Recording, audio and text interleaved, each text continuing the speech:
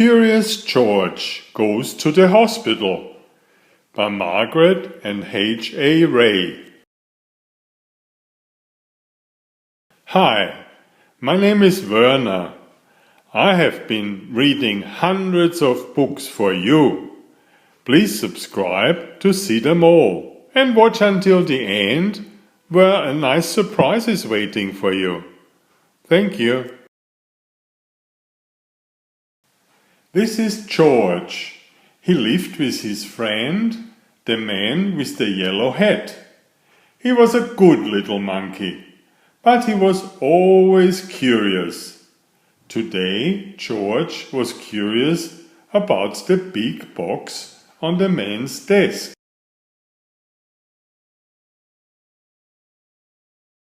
What could be in it? George couldn't resist. He simply had to open it. It was full of funny little pieces of all sorts of shapes and all sorts of colors. George took one out. It looked like a piece of candy.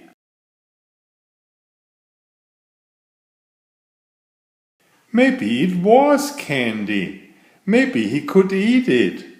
George put the piece in his mouth, and before he knew, he had swallowed it.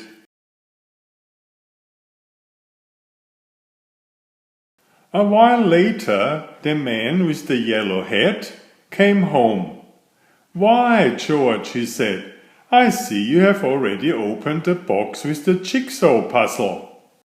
It was supposed to be a surprise for you. Well, let's go to work on it."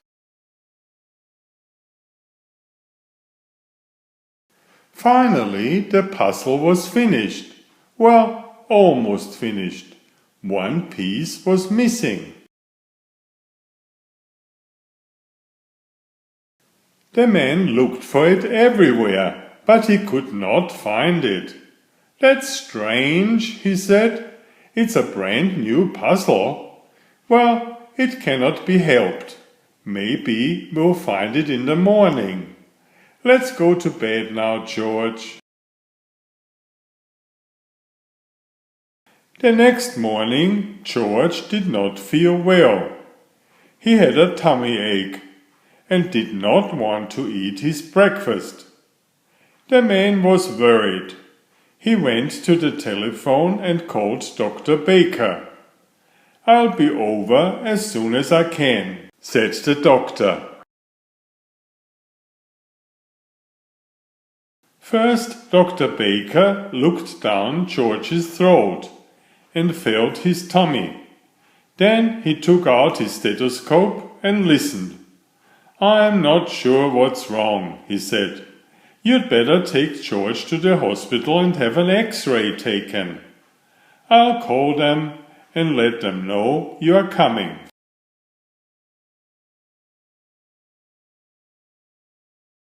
"Don't worry, George," said the man when they were driving to the hospital. "You have been there before, when you broke your leg. Remember how nice the doctors and nurses were?" George held his big rubber ball tight as they walked up the hospital steps. A nurse took them down a long hallway to a room where she gave George something to drink that looked white and tasted sweet. "It is called barium," the nurse explained. "It helps the doctors find out what is wrong with you, George." In the next room stood a big table, and a doctor was just putting on a heavy apron.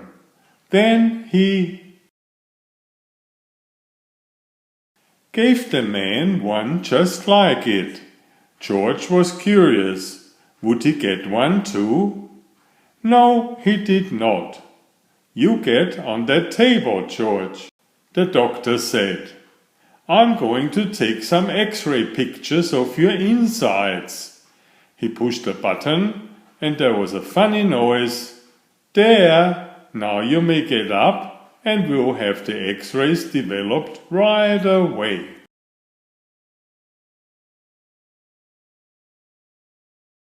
Now let's see. There's something there that should not be, said the doctor, when they were looking at the X-rays.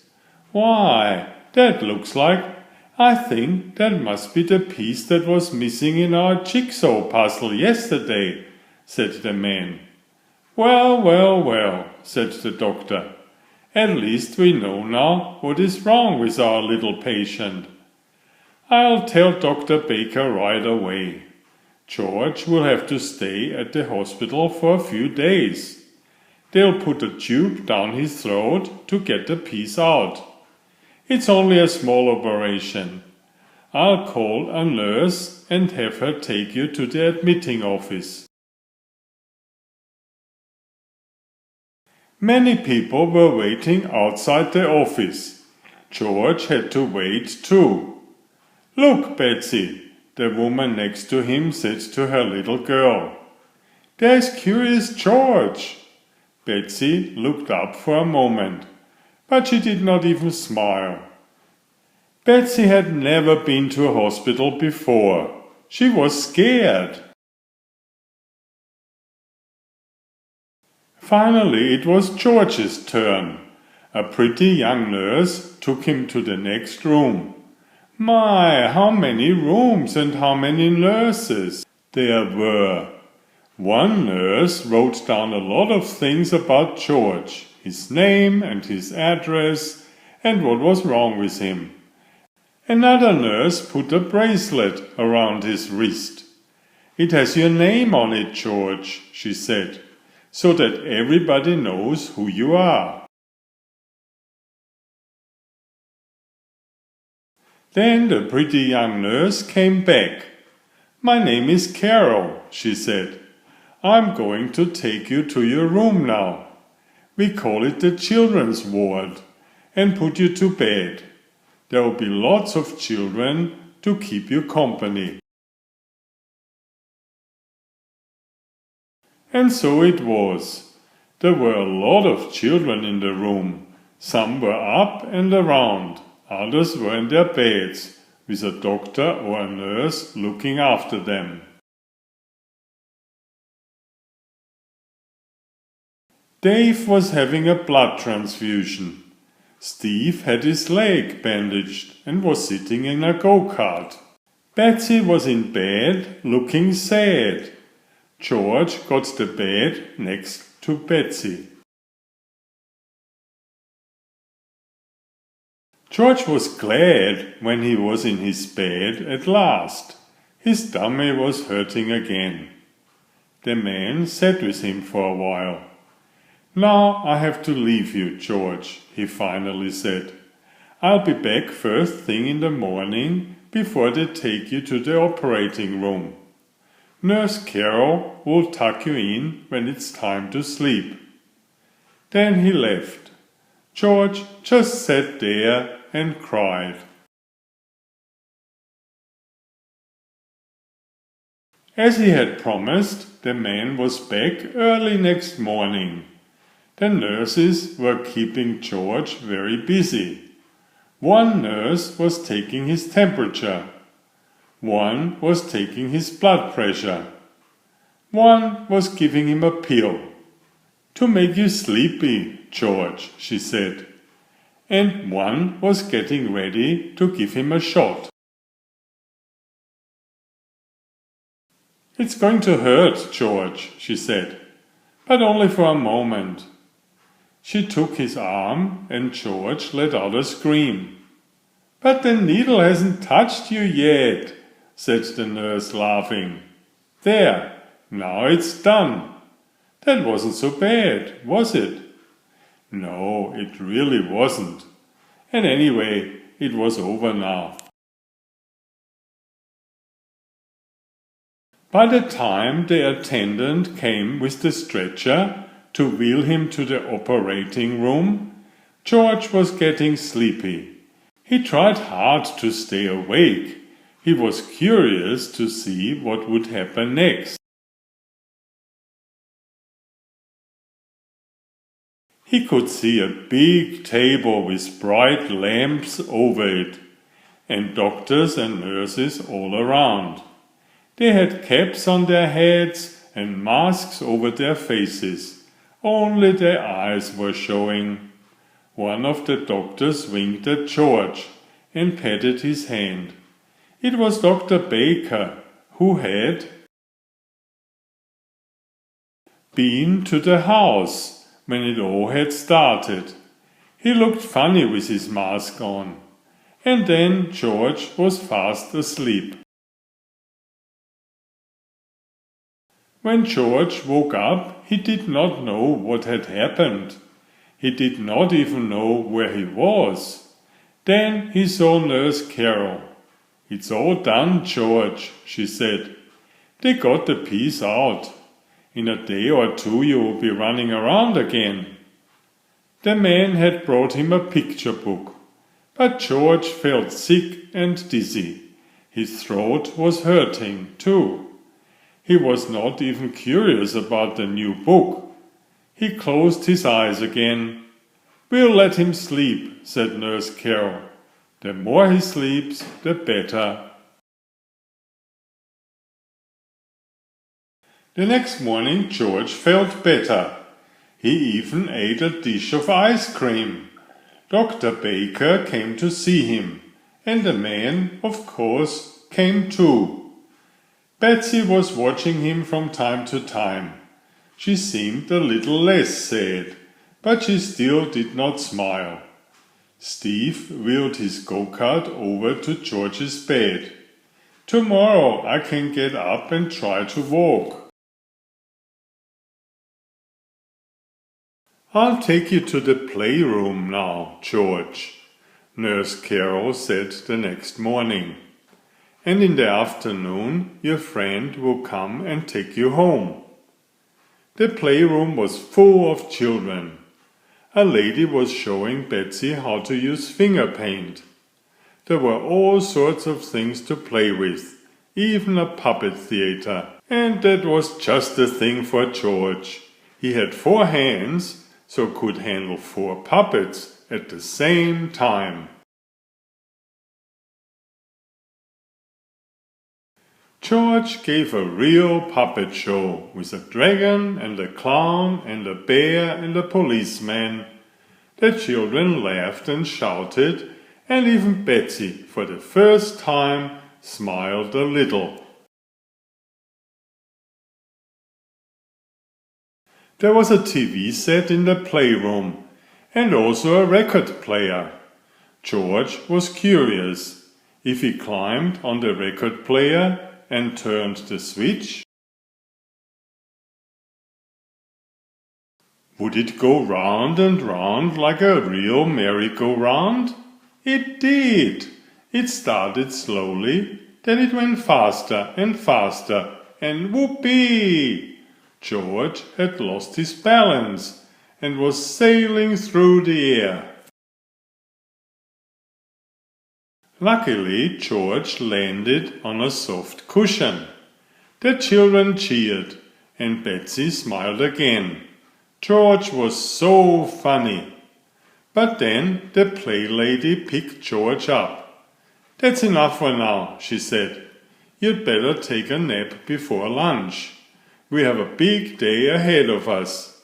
The mayor is coming to visit the hospital today, and later on you'll be going home, George." When George woke up, Steve was just taking his first steps. A nurse was helping him, and the children were watching. The go-kart was standing there empty. George was curious. He looked at it, then he climbed into it. Then he grabbed the wheels, and then, while nobody was looking, he wheeled the go-kart right out of the room. George could make the go-kart go very fast. This was fun. Down the hall he went. By now the nurse had noticed that he was gone, and came running after him. "George! George!" she shouted. But George was too excited to listen. He wheeled around the corner and down the ramp to the floor below, where some men were busy pushing lunch carts, and a lot of doctors and nurses were showing the mayor around.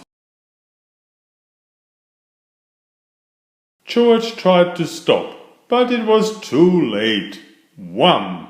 The go-kart landed right in the middle of everything. Lunch carts tumbled, spinach and scrambled eggs and strawberry jam were all over the floor. People fell over each other, and George was thrown out of the go-kart and landed right in the mayor's arms. What a mess it was! "You broke all my dishes," someone cried. "He ruined the go-kart," complained another. "What will the mayor think of it?" whispered someone else. And so it went.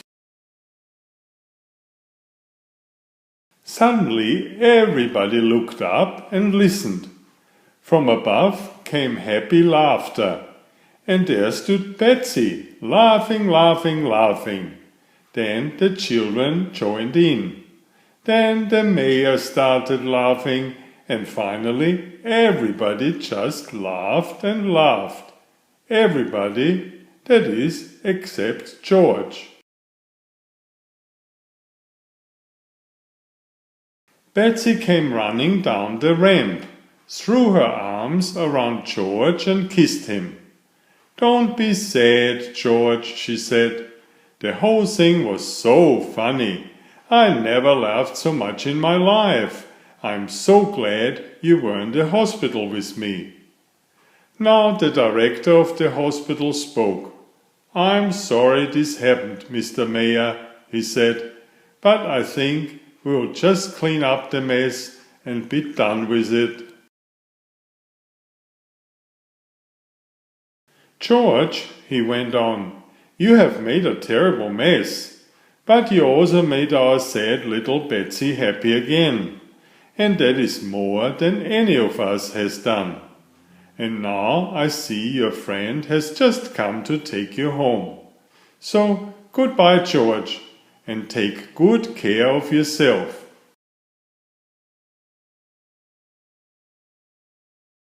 The children crowded around the windows waving goodbye when George and the man with the yellow hat were finally leaving the hospital.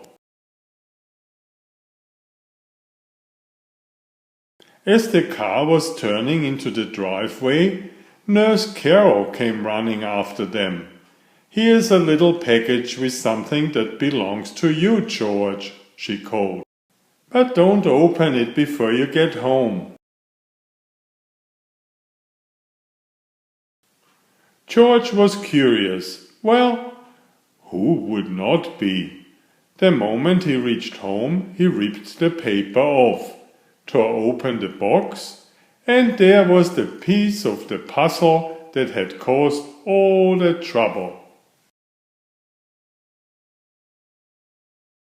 "How nice of the doctor to save it for us," said the man with the yellow hat. "And now we can finish the puzzle."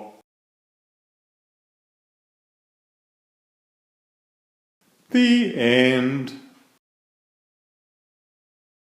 Well, it wasn't so bad in the hospital, wasn't it? Please subscribe if you haven't already.